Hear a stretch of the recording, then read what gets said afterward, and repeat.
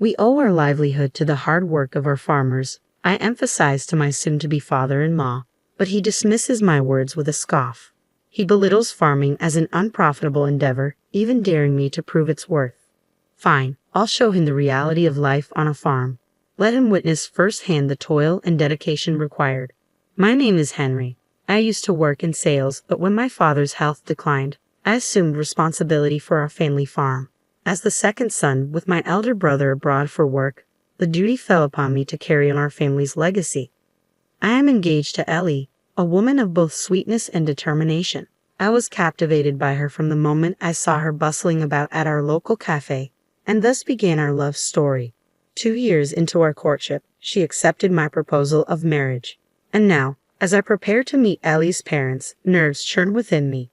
My mother reassures me as we gaze up at the opulent high-rise where Ellie's parents reside. Don't fret, Henry. I've spoken to my mother about you. But my father, well, he's a different matter altogether. I've heard tales of her stern father, a man of authority who presides over several successful restaurants. Despite my nerves, I gather my courage and enter to greet them. To my immense relief, both extend warm welcomes.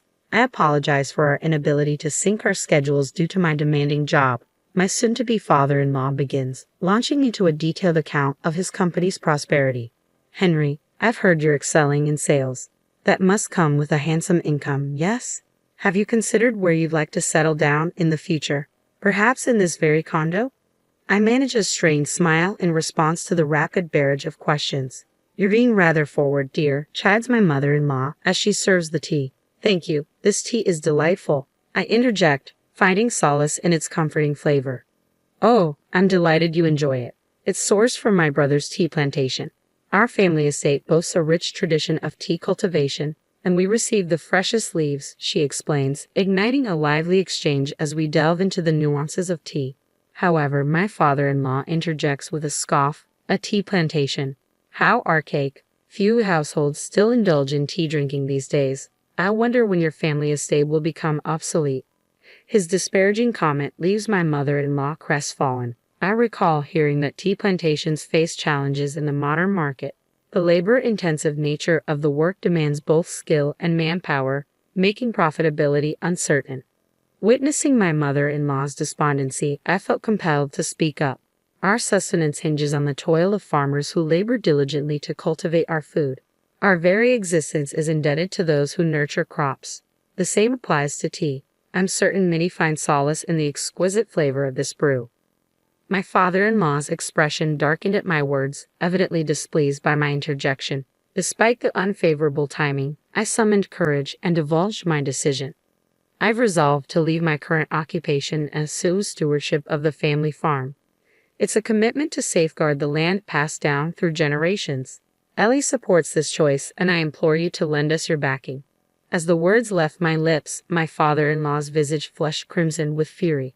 A farmer? I entertained this meeting because of your stellar sales performance, Ellie. Have I been deceived? His rage turned towards Ellie, accusingly.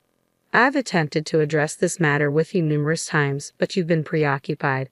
Furthermore, Mom stands by her decision. Ellie responded, her tone tinged with resignation. She must have anticipated this confrontation. My father-in-law's demeanor underwent a stark transformation upon learning of my transition to farming. It became a tirade of bias against agriculturalists. How dare someone of modest means, dwelling in a humble abode, speak of marriage? It's shameful to admit that my daughter's spouse is a farmer, he ranted, his disdain palpable. When queried about my farming endeavors, I responded, primarily cherry tomatoes. To my surprise, my father-in-law scoffed, cherry tomatoes. They hardly seemed profitable, lacking any promising future. Attempting to elaborate, I started, but we cultivate a variety of vegetables, only to be swiftly interrupted by his laughter. Diversifying your crops is a clear indication of minimal profit, he waved off dismissively. No matter my explanations, my father-in-law, having ventured into the restaurant business at a young age and achieved success, remained fixated on profitability. Despite my recent assumption of farm management, I had indeed been contemplating profit margins. Yet, as I endeavored to broach this topic, my father-in-law waved away my efforts with a disinterested shake of his head, evidently not anticipating much from me. I'd be intrigued to witness the farmer's life firsthand. Is your dwelling a humble shack? Do your parents don overalls and straw hats whilst toiling away? He mused sarcastically. His mockery of my home and parents ignited a spark of anger within me, but it was Ellie who vehemently objected. I cannot fathom your mockery of farmers. Your words shame me as your daughter, she retorted, her tone laden with indignation. At the culmination of his tirade, my father-in-law erupted in fury, delivering a slap across Ellie's cheek. My mother-in-law, incensed by his violence against her daughter, voiced her indignation, tears streaming down her cheeks from the sting. Ellie transformed the atmosphere into utter chaos. You reside in this luxurious condo thanks to my efforts. Show some gratitude. I care not whom a daughter like you chooses to marry, he spat venomously. Wrapping my arms around Ellie, who wept from both physical pain and emotional turmoil, I ushered her away from my in-laws' abode. I couldn't pardon my father-in-law for his mockery of farming and for laying a hand on Ellie. Father, it's Henry. I'll be bringing my fiancée and her parents over next time. I phoned my own father, recounting every offensive word uttered by my father-in-law. He's in the restaurant business, correct? He inquired, requesting the name of the establishment.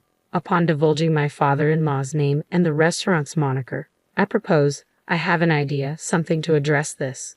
When pressed for details, I admitted uncertainty, prompting him to abruptly end the call. Shortly after, my father reached out again. Following our conversation, I promptly sought out certain individuals. Subsequently, Ellie and I paid another visit to my mother-in-law. She expressed regret for my father-in-law's haughty demeanor, revealing that his arrogance had escalated alongside his success in the restaurant industry. His ostentatious move to a high-rise condo was merely a display of superiority over those with lesser earnings. It had become routine for him to deride her family's tea plantation, his extramarital affairs conducted with impunity. My mother-in-law confided in me, bearing it all for the sake of Ellie. I don't wish to burden Ellie and Henry with a divorce, she expressed, her kindness shining through as she considered our well-being. Please don't concern yourselves with us. Think of your own happiness, I reassured her, prompting gratitude and a gentle smile in return. Expressing his desire to support his brother, who had inherited the family's tea plantation, my father-in-law emphasized the significance of preserving the ancestral farm Henry. I refuse to witness the demise of a farm that has been a legacy for generations, he asserted. Thus, I intend to divorce him and return to my parents' home. It became evident that my mother-in-law had already resolved to take this course of action. The day arrived when I escorted my in-laws to my parents' residence. Following our plane descent, we embarked on an hour-long drive through sprawling fields and farms. It's astonishing that people inhabit dwellings in such rural settings, my father-in-law remarked disdainfully from the confines of the car. Though Ellie and my mother-in-law wore expressions of discomfort, they remained composed, likely bracing for a potential dispute, as he could opt to return home should tensions escalate. I'm eager to experience the life of a farmer. Do you have an outhouse for a bathroom or something? My father-in-law jeered, his laughter filling the air. You'll soon find out when we arrive. After a stretch of driving, we approached a towering gate flanked by imposing walls. We're here. I've brought everyone, I announced into the intercom, prompting the gate to glide open smoothly. What an impressive entrance. And the garden is simply stunning, Ellie exclaimed, her spirits lifted as she admired the surroundings. We have a gardener who tends to it, but it's designed in the English style, in homage to my parents, I explained as we made our way inside.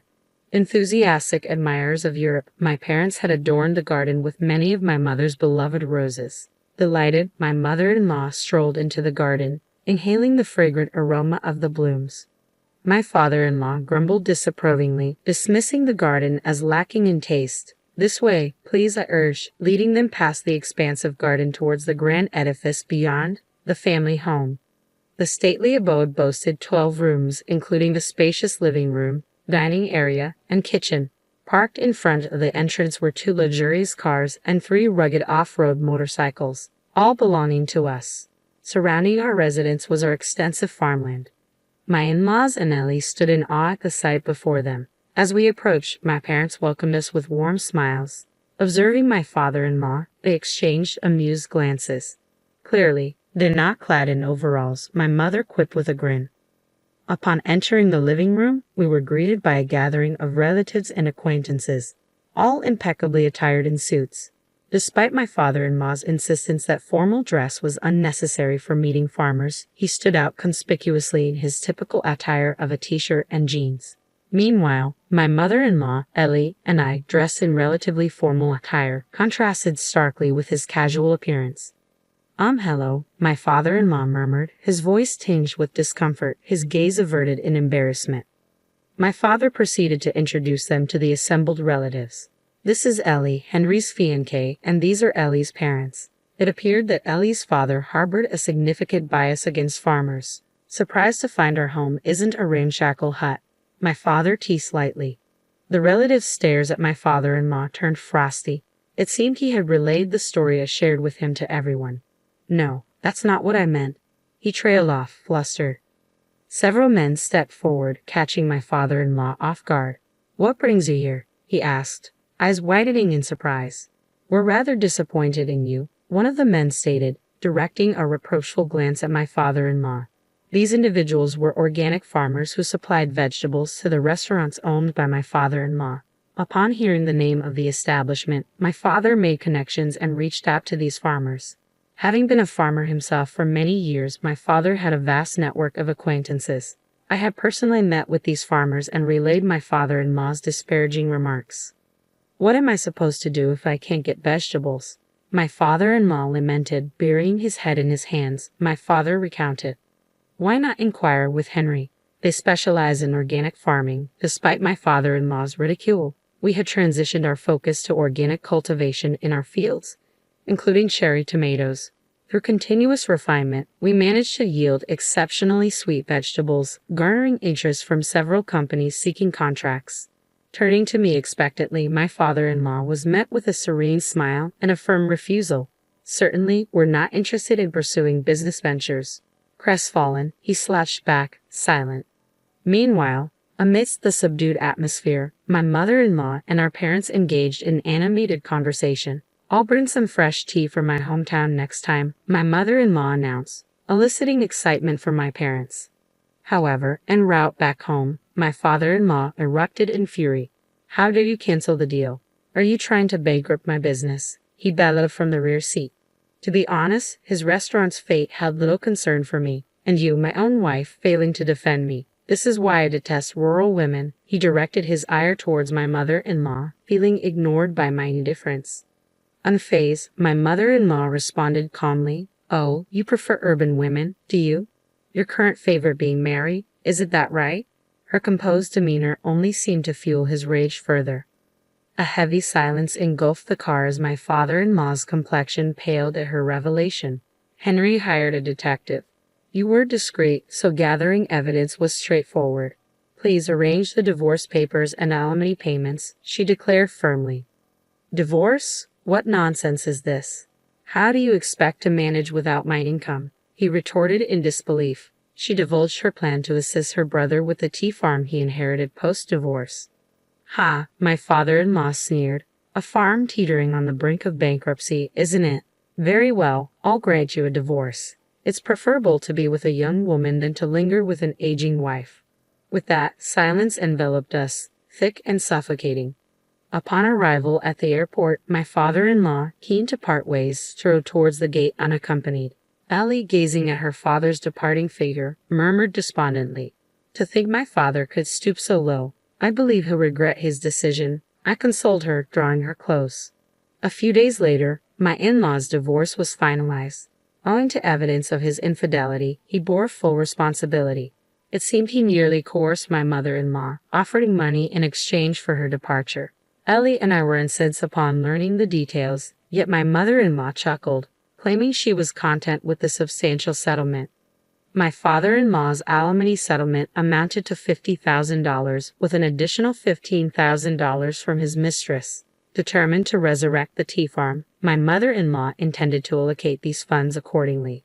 Meanwhile, my father-in-law found himself embroiled in turmoil as his high-rise condo became a battleground with the sudden intrusion of his mistress's enraged husband. Indeed, my father-in-law's mistress was married, a fact we uncovered during our investigation, signaling impending trouble.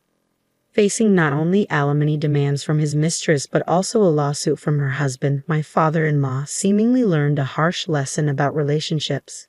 Despite this, he continued to reside alone in his upscale condo. However, his tarnished reputation among the farming community led to a sharp decline in business opportunities, prompting the closure of his organic vegetable branches. Feeling the sting of loneliness, it was rumored that my father-in-law resorted to sending letters to my mother-in-law's parents' home, pleading for her return due to his solitude. Initially, my mother-in-law entertained these missives, but she now discards them unread. When he dared to call, she swiftly shut him down, suggesting he vacate the high-rise if loneliness weighed heavily upon him. We shared a chuckle at her response, pondering whether his discomfort stemmed from the solitude of his spacious abode or financial woes resulting from his dwindling business. In any case, we heard he downsized to a modest apartment.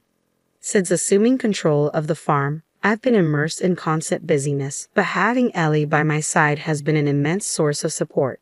When we were dating, I doubt she envisioned herself as a farmer's wife, yet she embraced the role without a hint of complaint, for which I am deeply grateful. I've discovered a newfound fondness for farming, perhaps inherited from my mother's lineage. Ellie's laughter is a constant source of joy. A year later, we celebrated our wedding with grandeur, though my father-in-law's absence cast a shadow over the festivities. It pained me to think he couldn't witness his daughter's special day. Nevertheless, my mother-in-law sent us freshly packed tea as a gift, expressing her desire for us to share it with our guests. With my mother-in-law's assistance, the once struggling tea farm now shows promise of thriving. Their tea remains as fragrant and delicious as ever, thanks to her dedication and support.